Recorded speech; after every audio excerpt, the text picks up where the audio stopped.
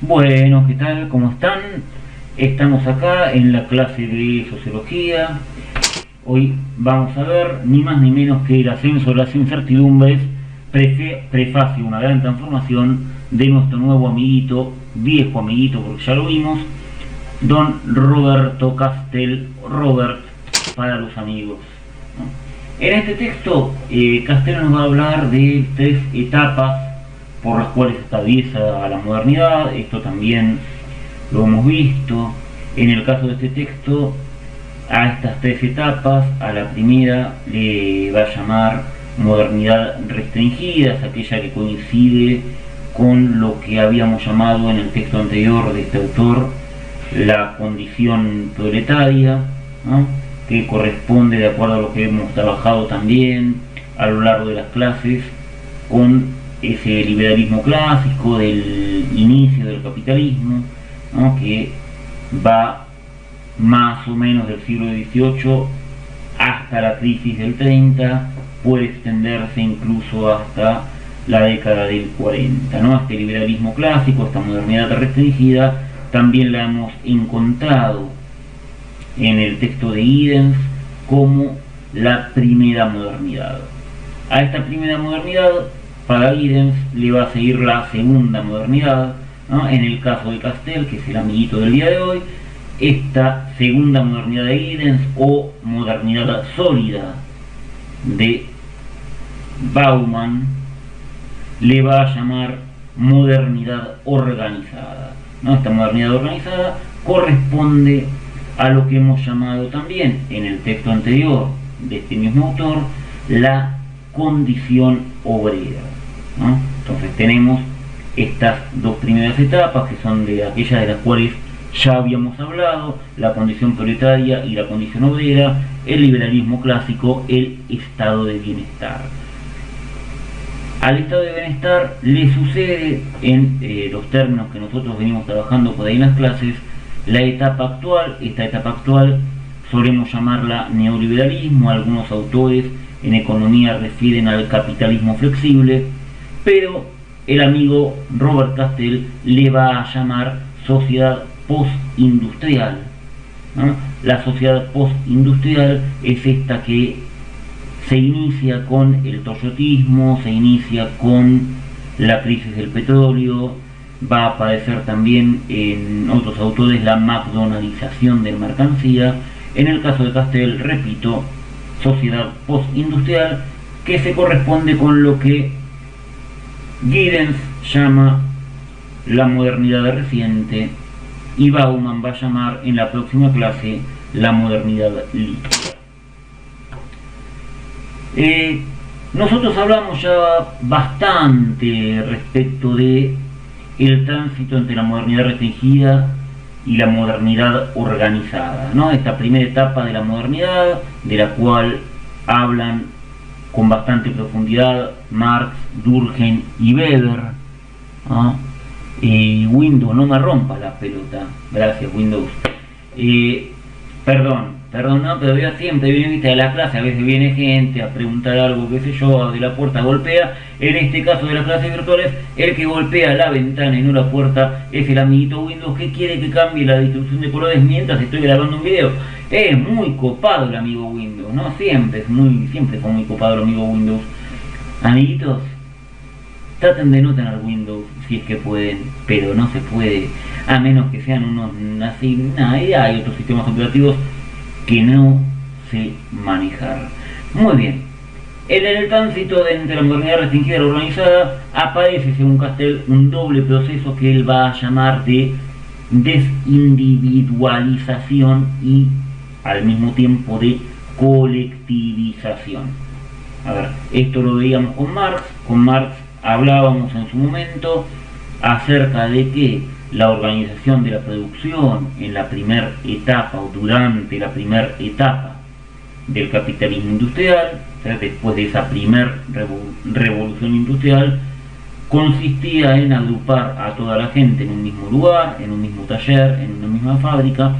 Este agrupamiento de todo el mundo en un mismo lugar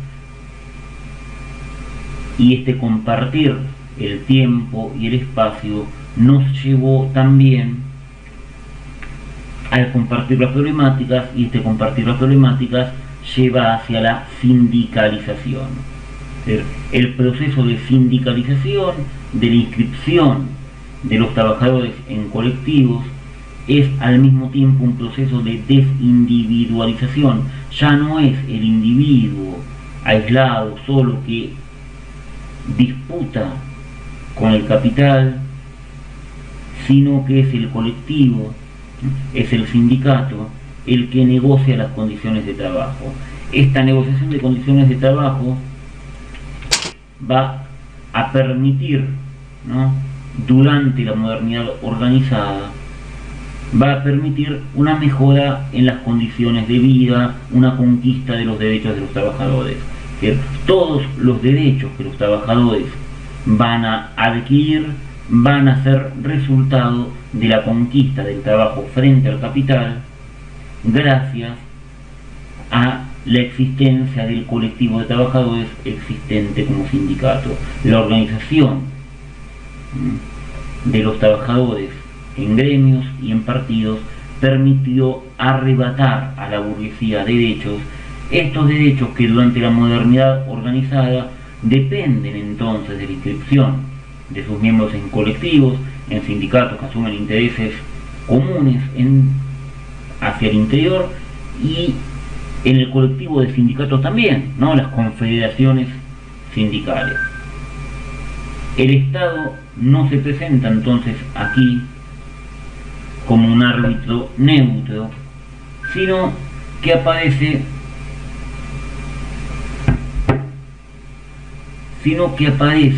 como una suerte de mediador, ¿no?, de mediador entre los intereses de la clase capitalista y los intereses de los trabajadores.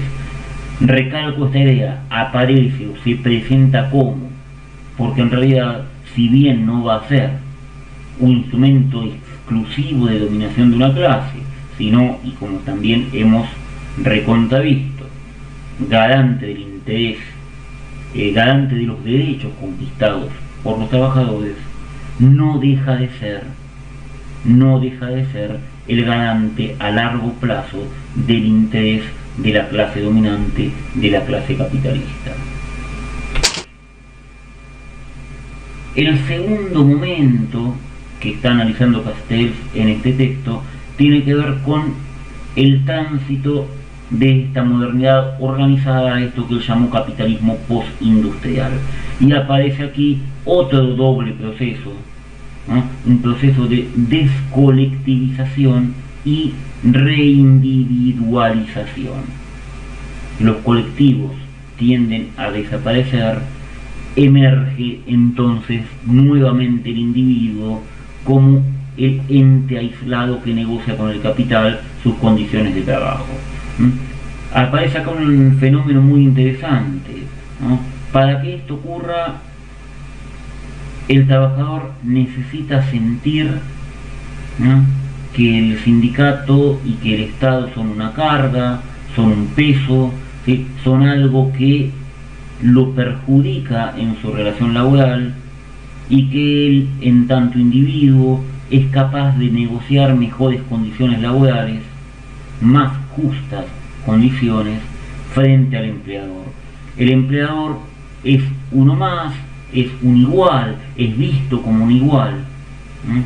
Entonces yo negocio de igual a igual, ¿no?, y, oh casualidad, resulta que las condiciones de trabajo que voy a obtener suelen ser muchísimo peores, ¿no? Se habló aquí de toyotismo, se habló de McDonaldización de la mercancía, y la clase anterior yo hice referencia a la manera en la cual este modo de ver el mundo triunfa en América Latina. En América Latina fue necesario un proceso de dictaduras largas, sangrientas y muy profundas. Fue necesario al mismo tiempo la destrucción de la capacidad autónoma de los estados para para proyectarse en términos económicos a mediano y largo plazo, fue necesaria la destrucción de los sindicatos, la desaparición de cientos, ¿no?, de miles, de decenas de miles de personas por país. Solo en estos estados, donde las organizaciones de los trabajadores han sido destruidas, donde la capacidad autónoma de los estados ha sido destruida, puede triunfar la idea de la individualización creciente como algo bueno y necesario. Recordemos que esa colectivización había sido la única condición que posibilitó la conquista de derechos. El sindicato, como herramienta política de la clase trabajadora organizada, generó las condiciones de posibilidad de un mejoramiento efectivo de las condiciones de vida de los trabajadores y sus familias. La conquista de vacaciones, de aguinaldo, del voto, de la universidad, de poder ir a la universidad, de poder ocupar puestos elevados al interior de las empresas, ¿no?, de poder tener un sueldo, un salario digno, ¿no?, y de poder tener condiciones de trabajo dignas y seguras, y de poder tener una jubilación garantizada, fue producto de la conquista de las organizaciones colectivas de trabajadores. Para que ese trabajador o sus hijos descrean de esas organizaciones, las puedan ver como algo pernicioso para su propio desarrollo individual y profesional, en América Latina fueron necesarias sangrientas dictaduras y la destrucción de la economía por parte de sectores internos y externos. Finalmente, y de todas maneras, tras las dictaduras, tras las democracias débiles de los 80, tras el acogotamiento que significó la deuda externa heredada de la dictadura, triunfan en América Latina gobiernos que llevan adelante políticas tendientes a realizar reformas laborales que exigen sobre los trabajadores mayor movilidad y adaptabilidad, ¿no? Esta mayor movilidad y adaptabilidad, dice Castel, es vestida, ¿no?, como una responsabilidad individual, ¿no? Aparece entonces la tarea del trabajador como una responsabilidad individual. Ahí está la otra cara del toyotismo. No solo se trata de una transformación en la manera en la cual se produce, porque la tecnología lo permite, por eso yo hablo al principio de capitalismo flexible. La tecnología posibilita el cambio de una tarea a otra, posibilita esta flexibilización de los tipos de trabajo, posibilita que el trabajador no tenga ya que ser especialista en un área, sino que pueda realizar una diversidad de trabajos.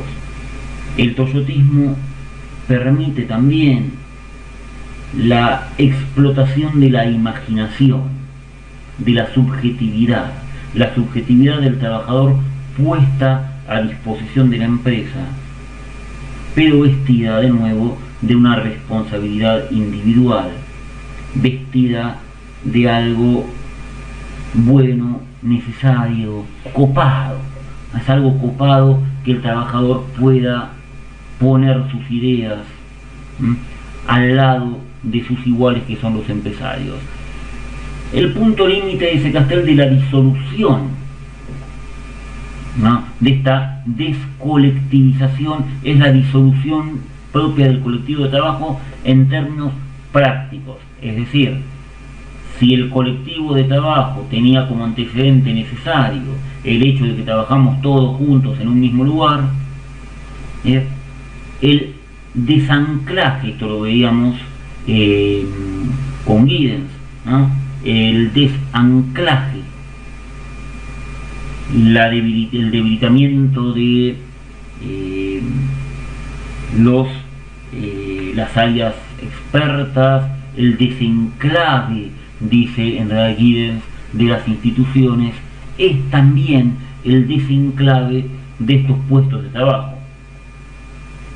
Si yo ya no tengo que ir a un lugar y encontrarme con otros trabajadores, si yo trabajo desde mi casa, a ver, esto la pandemia lo ha puesto muy en evidencia, todos los trabajos que realizamos individualmente desde nuestras casas impiden o al menos limitan enormemente la posibilidad de construir un colectivo de trabajo, porque yo por ahí ni siquiera puedo saber quién es más, si es que alguien más está realizando un trabajo similar al mío. Los problemas los veo como problemas individuales, el tiempo de trabajo lo veo como algo autoorganizado.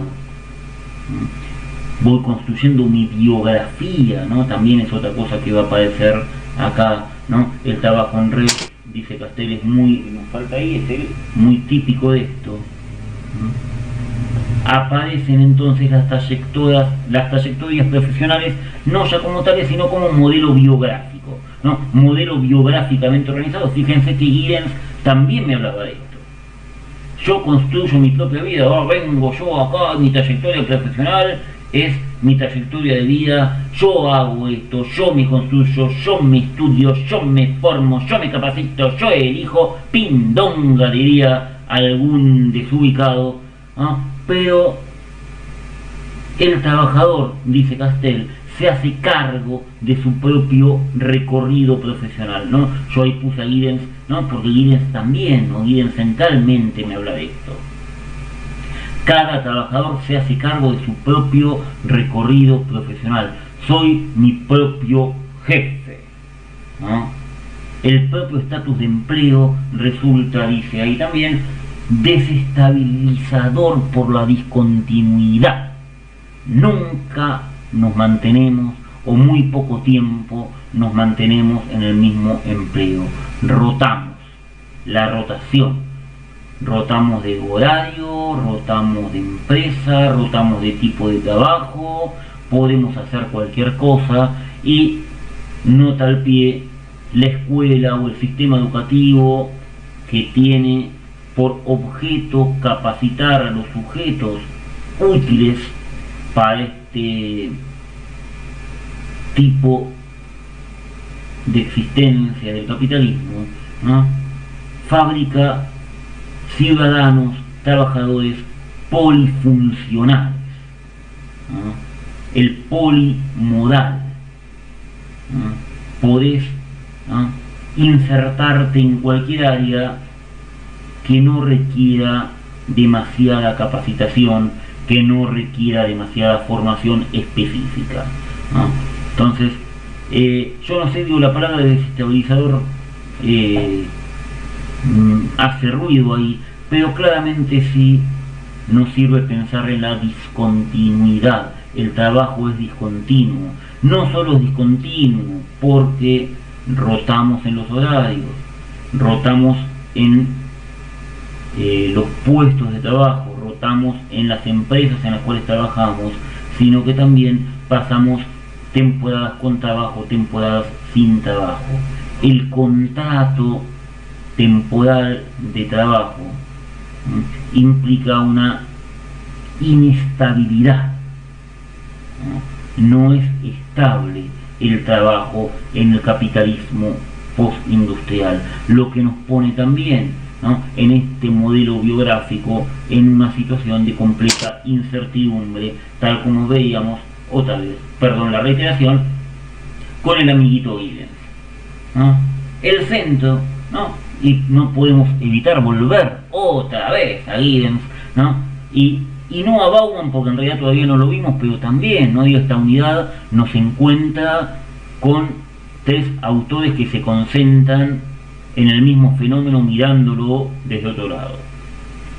Si con Giddens veíamos el individuo en el centro, con Castel vemos la relación capital-trabajo en el centro. Y acá está viendo del lado del trabajador, ¿no? ¿Por qué? Porque del lado del capital la cosa permanece inmutable, dice. La relación de explotación está más aceitada que nunca. La relación capital-trabajo, tengo un tipo dueño de los medios de producción, otro que vende su fuerza de trabajo. La relación de explotación, la relación capitalista, tal cual me la describe Marx, está intacta. Está intacta.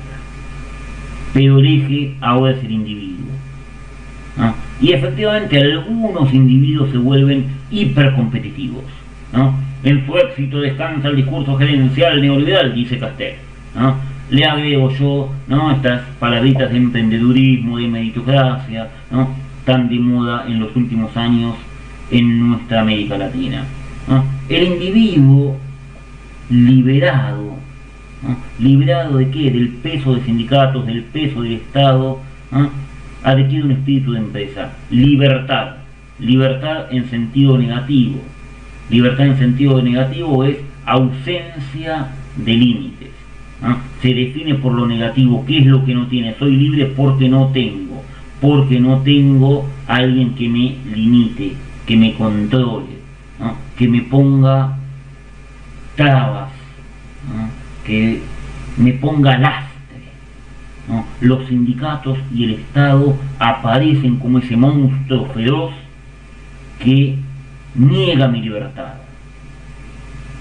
Cuando desaparece el Estado, ¿no?, o se achica lo más que se pueda, ¿no?, cuando los sindicatos me los saqué de encima, adquiero un espíritu de empresa. Soy un empresario de mí mismo. Soy mi propio empresario. Como mi propio empresario, ¿no? Y esto lo habíamos dicho en la clase anterior, pero lo repetimos. Racional, responsable de mi éxito y mi fracaso, competitivo, ¿no?, consumidor. Todas estas características que adquiere el individuo, a decir de Popper, a decir de Dipol, a decir de Milton Friedman, a decir de los teóricos y filósofos neoliberales que desarrollan esta doctrina, a decir también de otros personajes que vinieron después, ¿no? Pero Friedman, Dipol, Popper son como las referencias, Hayek, ¿no?, las referencias centrales y principales de este discurso, que de acuerdo con Castel, y me parece que tiene razón, esconde a la mayoría residual que queda afuera.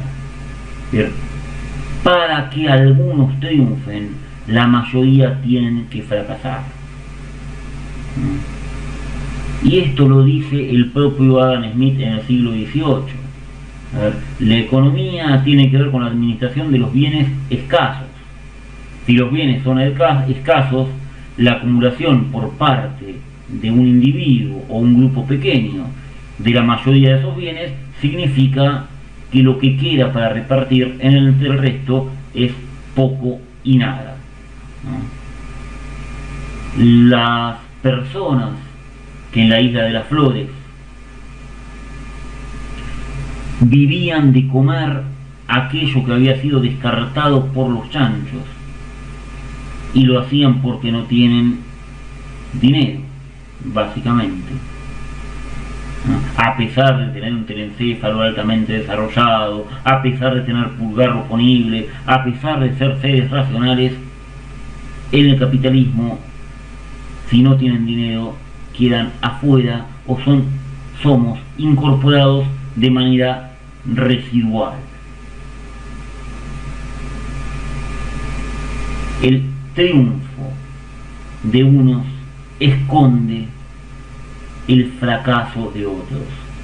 Mejor dicho, la acumulación, ¿no?, por parte de unos pocos esconde necesariamente la pobreza del resto, ¿no? Esta mayoría que queda fuera.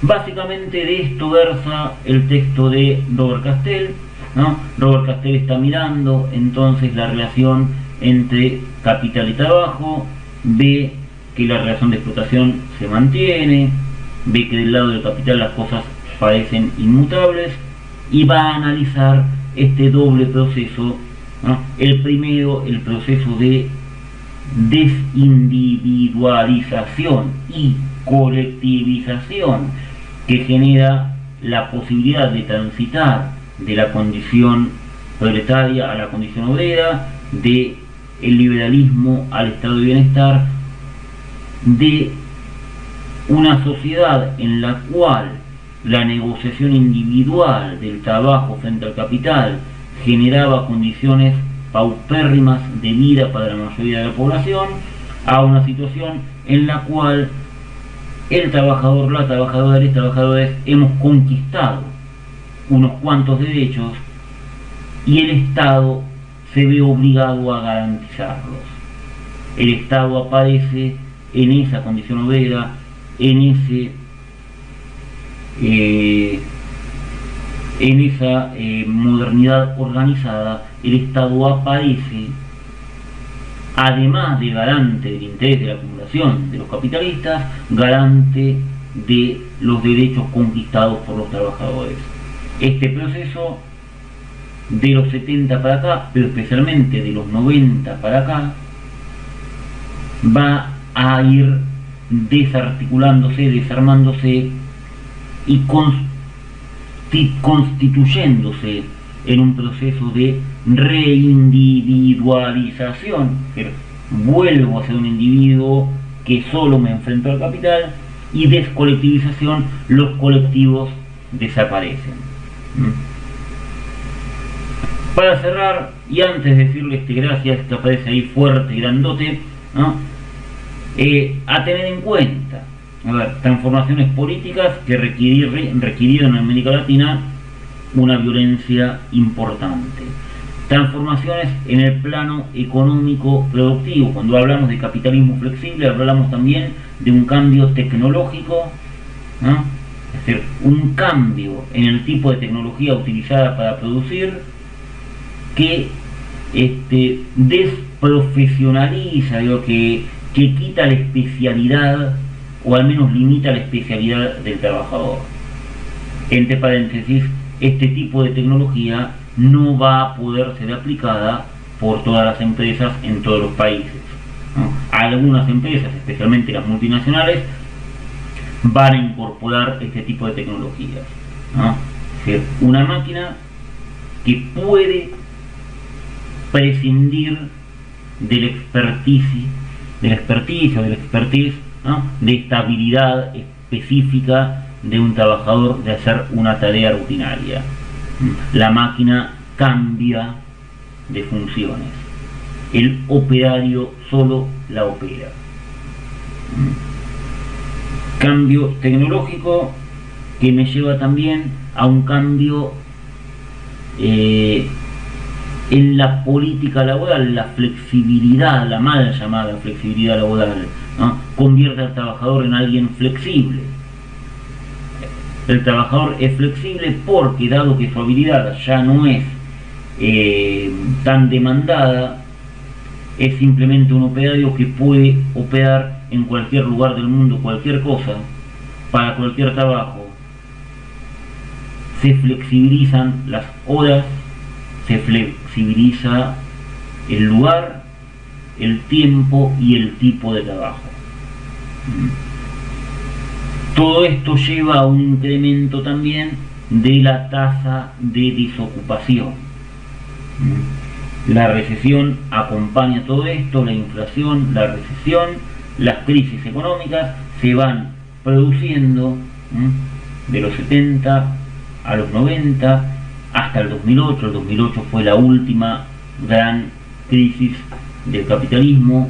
En el caso argentino, el 2001 es la explosión de este tipo de políticas, la explosión de este tipo de políticas que me dejan entonces un trabajador flexibilizado, sin sindicato, sin obra social, sin un conjunto de derechos que habían sido conquistados en la etapa anterior, pero al mismo tiempo que parece estar tranquilo, contento, feliz de ese nuevo lugar, ¿no?, en el cual se está desenvolviendo, porque es producto de su propia biografía autónomamente organizada. Ahora sí, eso es todo. Muchísimas gracias. Espero que el señor Windows no haya molestado demasiado a ustedes. A mí me molestó un montón y espero que todo esto se haya grabado muy bien, ¿no?